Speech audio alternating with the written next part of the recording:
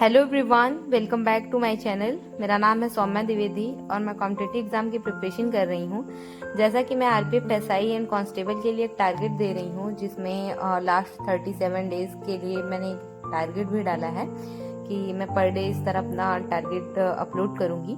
तो आज के टारगेट में है टाइम एंड डिस्टेंस, और रीजनिंग में है एक प्रैक्टिस सेट और classification of verbal and figure है, और हिस्ट्री है जीएस में, और करंट अफेयर्स है फरवरी का। तो चलिए एक एक करके अपना टारगेट कंप्लीट करते हैं। जैसा कि मैंने जीएस को 3 बुक से कवर करने का पहले से ही बताया है कि मैं 3 बुक से कवर करती हूँ। तो कल मैंने टीसीएस की बुक से कवर किया था, उसमें लास्ट के कुछ मॉडर्न हिस्ट्री के कुछ पेज बच गए थे जिसको मुझे आज कंप्लीट करना था, और उसके बाद फिर जीएस निधि से मुझे उसे कंप्लीट करना था। तो सबसे पहले मैंने उसे टीसीएस की बुक से मॉडर्न हिस्ट्री को कवर किया, और जहाँ जहाँ पे मुझे ऐसा लगा कि इसको फिर से एक बार रिवीजन करना है, मैंने उन सारी चैप्टर, उन सारे क्वेश्चन को फिर से रिवाइज किया। जैसे टॉपिक वाइज है, इसमें टाइप 1 टाइप 2 करके दिया हुआ है। तो यहाँ पे जो भी मुझे ऐसा लग रहा था कि नहीं मुझे एक बार और फिर से रिवीजन करना है, तो मैंने उन टाइप को फिर से रिवीजन किया।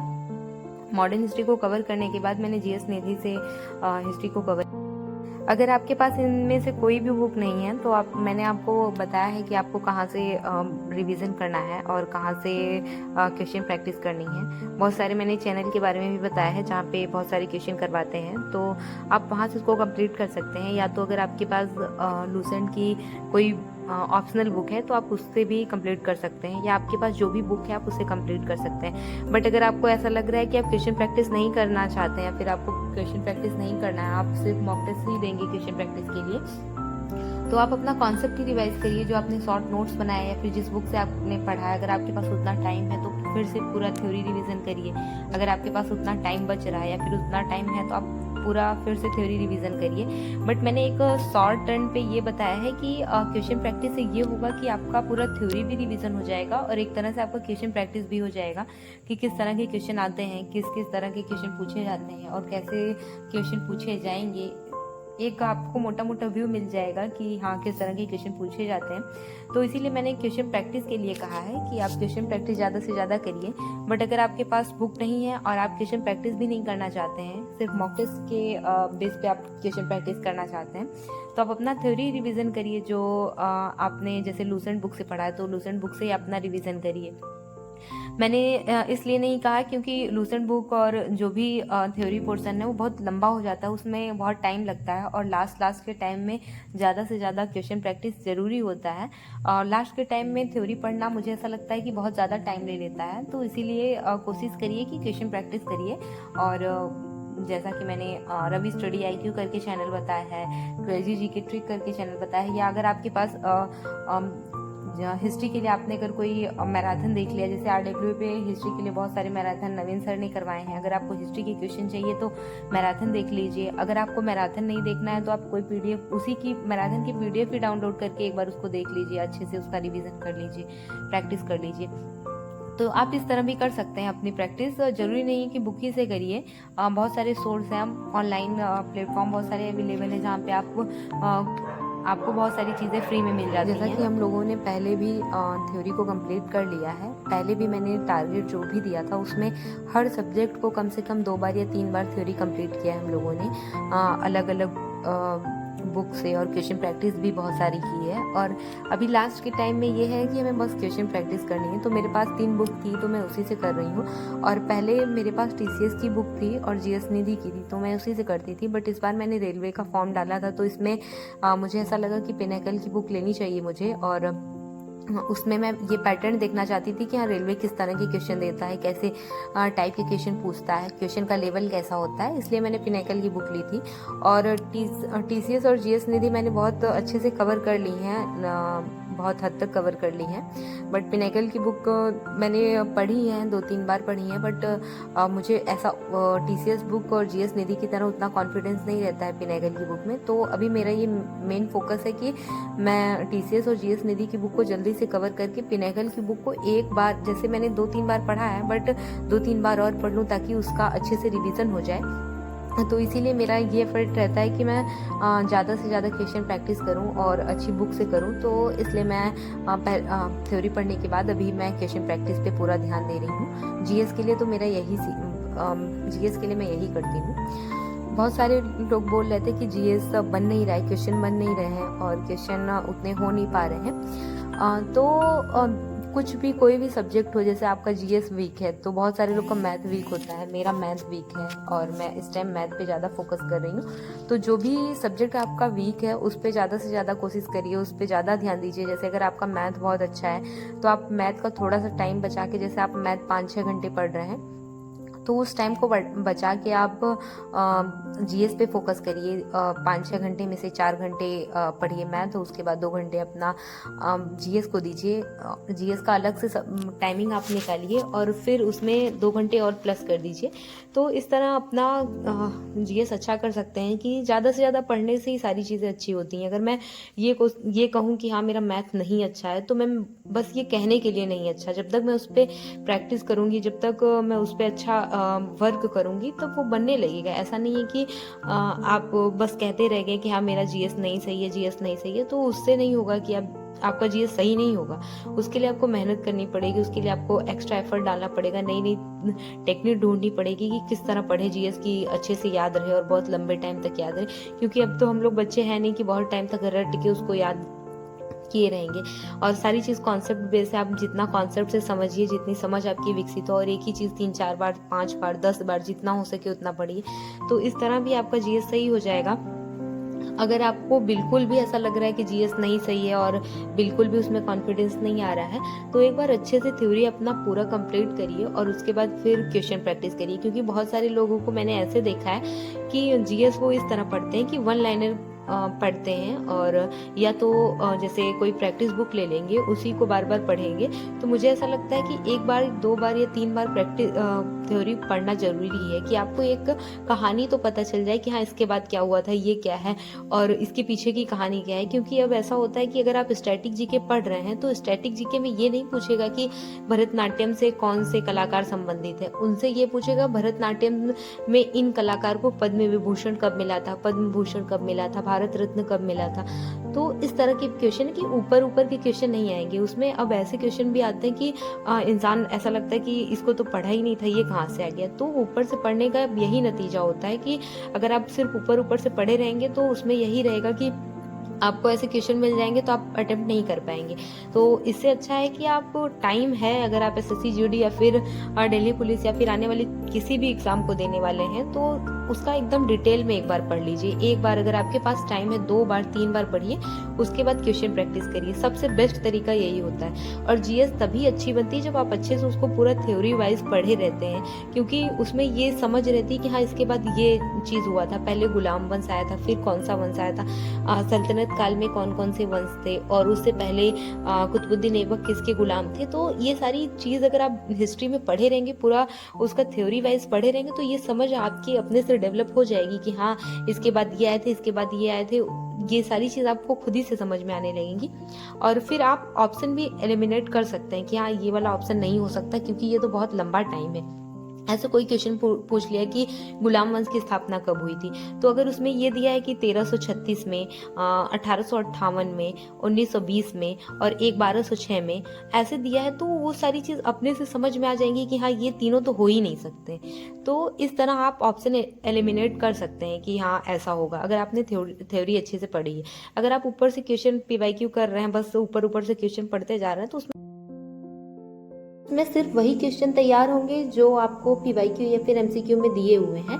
और थ्योरी में ये रहता है कि अगर आप उसको पूरा अच्छे तरीके से पढ़े हुए हैं तो आपको बहुत सारे क्वेश्चन वहाँ से मिल जाते हैं। या तो अब ऐसा भी कर सकते हैं आप, अगर आपने 1-2 बार ही पढ़ा है, बहुत अच्छे से नहीं पढ़ा, बट 1-2 बार पढ़ा है, आपको मोटा मोटा समझ में आ रहा है कि हाँ क्या पूरा हिस्ट्री का, एंशिएंट हिस्ट्री, मेडिवल हिस्ट्री और मॉडर्न हिस्ट्री का क्या सीन था, एक मोटा मोटा आपने समझ लिया है, तो आप पिनेकल की बुक है उससे करिए। वहाँ पे पूरा एक्सप्लेनेशन दिया हुआ है, या कोई भी बुक आपके पास हो तो जो भी क्वेश्चन है उसका एक्सप्लेनेशन भी दिया रहता है, तो उसको अच्छी तरीके से पढ़िए। इस तरह भी पढ़ के आप उसको कंप्लीट या कवर कर सकते हैं। अभी लास्ट के टाइम पे तो यही बताया जा सकता है, बट मेरे हिसाब से 1 लाइनर और ये पीवाईक्यू तभी करिए जब आपने थ्योरी बहुत अच्छे तरीके से पढ़ लिया हुआ है।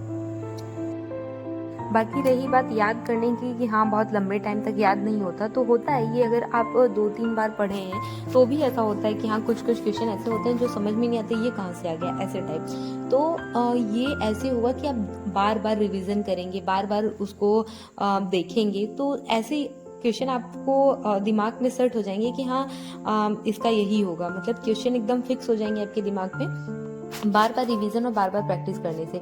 अगर आप हफ्ते में 6 दिन पढ़ रहे हैं तो आपको संडे को तो ये करना ही है कि मैंने 6 दिन जो भी पढ़ा उसको अच्छे से रिवीजन करना है, खासकर जीएस के लिए। जीएस में जो भी आपने पढ़ा उसको संडे के दिन रिवीजन करिए। मैंने एक एक सब्जेक्ट को कम से कम 6-6, 7-7 दिन दिए थे। जैसे हिस्ट्री को, मॉडर्न हिस्ट्री के लिए मैंने 5-5, 6-6 दिन दिए थे कि मॉडर्न हिस्ट्री को अच्छे से कवर करिए, क्योंकि मॉडर्न हिस्ट्री से अच्छा खासा क्वेश्चन आता है और बहुत सारे सोसाइटी से क्वेश्चन आते हैं, ज़्यादातर गवर्नर से क्वेश्चन आते हैं। तो मैंने बहुत सारा उसके लिए टाइम दिया था और बहुत अच्छे से उसको कवर करवाया था टारगेट में, कि मैंने ज़्यादा दिन देके थ्योरी कंप्लीट करवाया था। तो आप इस तरह भी कर सकते हैं। जीएस को याद करने का तरीका मैंने एक और बताया था कि अगर आपको कोई चीज़, कोई भी टॉपिक टफ लग रहा है, कि जैसे मैंने फेस्टिवल पढ़ा है स्ट्रैटेजी के में और मुझे वो टफ लग रहा है, उसका वर्ड बहुत टफ है, तो मैंने उसको एक जैसे 28 राज्य हैं और 5-5 राज्य का मैंने स्टिक नोट पैड पे लगा के अपने सामने चिपका लिया। और जैसे ही सुबह मैं जैसे टारगेट लिखती हूँ, उसको टारगेट बनाने से पहले मैंने एक बार रिवीजन कर लिया, और फिर जिस टाइम मेरा टारगेट कंप्लीट हो जाएगा रात में, उस टाइम मैंने उसको एक बार और पढ़ के फिर मैं अपना सारा स्टडी कंप्लीट करूंगी कि आज का मेरा ये स्टडी रूटीन था, मैंने इसको कंप्लीट किया। तो इस तरह भी आप कर सकते हैं कि 5-5 राज्य का मतलब फेस्टिवल लिख के अपने सामने चिपका दीजिए, उसको जितनी बार हो सके। मतलब कि अगर आप बीच में खाली भी हो रहे हैं, जैसे आपको ब्रेक लेना है, स्टडी से ब्रेक लेना है, तो आप खाली टाइम में भी उसको रिवाइज कर सकते हैं। और जैसा कि मैंने आपको बताया था कि मैं बायोलॉजी के लिए भी मतलब ऐसे कुछ क्लास देखती हूँ गौरव सर की, तो इस टाइम भी उन्होंने कुछ ऐसे क्लास चलाए थे जिसको मैंने देखा था। और साथ ही साथ उनका जो भी ऐसा टॉपिक था कि हाँ मुझे ऐसा लग रहा था कि इसको मुझे एक बार रिवाइज कर लेना है। जैसे आज मैंने गौरव सर की एक एनसीईआरटी की क्लास देखी, उसमें मैंने 4-6 स्क्रीनशॉट ले लिए और फिर मैंने उसको एक पीडीएफ बना के साइड में रख लिया कि ये मतलब जितना भी उन्होंने पढ़ाया था उसमें से बहुत सारे क्वेश्चन मुझे आ रहे थे, बट जो ऐसा लग रहा था कि मुझे फिर से रिवाइज करना है, उसको मैंने एक पीडीएफ बना के रख लिया कि मैं उसको क्योंकि 4-6 पेज का पीडीएफ था ही, तो मैं उसको दिन में 1 बार या 2 बार मैं देख के उसको कवर कर लूंगी। तो इस तरह भी होता है कि अगर आप हफ्ते में 4-5 बार भी उसे देख लिए तो आपका वो टॉपिक कवर हो जाएगा। इसी तरह आप छोटा छोटा टॉपिक बना के उसको कवर कर सकते हैं। बाकी बात करते हैं रीजनिंग की, तो रीजनिंग में मैं एक टॉपिक लेती हूँ, एक प्रैक्टिस सेट लेती हूँ और एक टॉपिक लेती हूँ, उसको कवर करना रहता है पूरे दिन में। तो सबसे पहले मैं तो उसी को कवर कर लेती हूँ। जैसे मैं करंट अफेयर्स को कंप्लीट करने के बाद रीजनिंग को कवर कर लेती हूँ, उसके बाद फिर मैथ करती हूँ और जीएस। मैथ और जीएस का ऐसा रहता है कि मैं कभी मैथ पहले कर लेती हूँ फिर जीएस करती हूँ, और या तो पहले जीएस कर लेती हूँ फिर मैथ करती हूँ। तो इस तरह भी मैं अपने रूटीन में इसको इंक्लूड करती हूँ। उसके बाद बात करते हैं मैथ की, तो मैथ में मैं पहले राहुल तेवतिया सर के बारे में बताती थी कि राहुल तेवतिया सर बहुत अच्छा मैथ पढ़ाते हैं और मुझे आज जितना भी मैथ आता है उन्हीं की वजह से आता है। मैंने उनका एक प्लेलिस्ट भी बताया था कि उन्होंने बहुत सारे क्लास दिल्ली पुलिस के टाइम पे करवाए थे, जो कि अभी भी फ्री में अवेलेबल है यूट्यूब पे। तो मैंने वहाँ से बहुत सारी चीज़ की थी, बट फिर मैंने आदित्य रंजन सर से भी पढ़ा, तो उनका बहुत ऐसा कॉन्सेप्ट था कि 1 लाइनर की एक लाइन में उन्होंने बहुत सारे क्वेश्चन को ऐसे आसानी से कंप्लीट कर दिया था।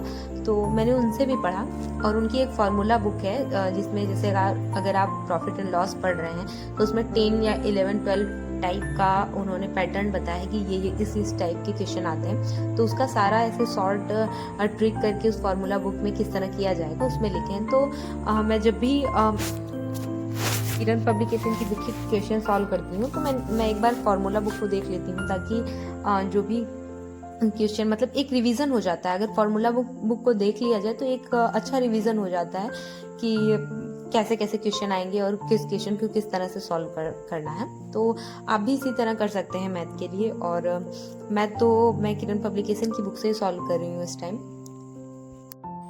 साथ ही साथ अगर आप आदित्य रंजन सर की फार्मूला बुक के साथ उनकी एक बुक आती है CGL की, तो आप अगर उसको भी सॉल्व कर रहे हैं तो वो भी सही बुक है। मतलब आपकी प्रैक्टिस अच्छी हो जाएगी वहाँ से, क्योंकि अभी तक तो आपने टॉपिक वाइज बहुत सारी प्रैक्टिस कर ली है। और अगर आपको ऐसे चैप्टर वाइज करना है और तो आप वहाँ से कर सकते हैं, या मिक्स क्वेश्चन भी कर सकते हैं। जैसा कि हम लोगों ने कहा है कि नवंबर से, मतलब 1 नवंबर से हम लोग पूरा मॉक टेस्ट लगाना स्टार्ट करेंगे। मीन्स 1 नवंबर से पूरे 1 मंथ तक हम लोग मॉक टेस्ट लगाएंगे पर डे। और उसके साथ ही साथ हम लोग अपना वीक पॉइंट कवर करेंगे, और मैथ को हम लोग नहीं छोड़ेंगे। अगर मैथ जिसका वीक है वो टॉपिक वाइज करे पूरे मंथ में, और लास्ट के 10-15 दिन या 20 दिन मिक्स क्वेश्चन स्टार्ट कर दे लगाना। बट अगर आपने पूरा कवर कर लिया है अच्छे से सारी चीज़ें, तो आप मिक्स क्वेश्चन पहले ही दिन से लगाना स्टार्ट कर सकते हैं, और उसमें जो भी क्वेश्चन ऐसा लग रहा है कि हाँ ये टफ है, उसका एक बार प्रैक्टिस कर सकते हैं अच्छे से। तो आप इस तरह भी अपना मैथ अच्छा कर सकते हैं बार बार प्रैक्टिस करके, और अपना मैथ और अदर सब्जेक्ट स्ट्रॉन्ग कर सकते हैं। तो मैं इसी तरह भी पढ़ रही हूँ, और बीच में मेरी स्टडी 1-2 दिन थोड़ा नहीं हो पाई थी, बट अभी से मैं कंटिन्यू कर रही हूँ, और आगे भी मैं इसी तरह अपना स्टडी रूटीन और स्टडी ब्लॉग शेयर करूँगी आपसे, और डेली मैं अपना स्टडी टारगेट भी अपलोड करूँगी। तो थैंक यू सो मच।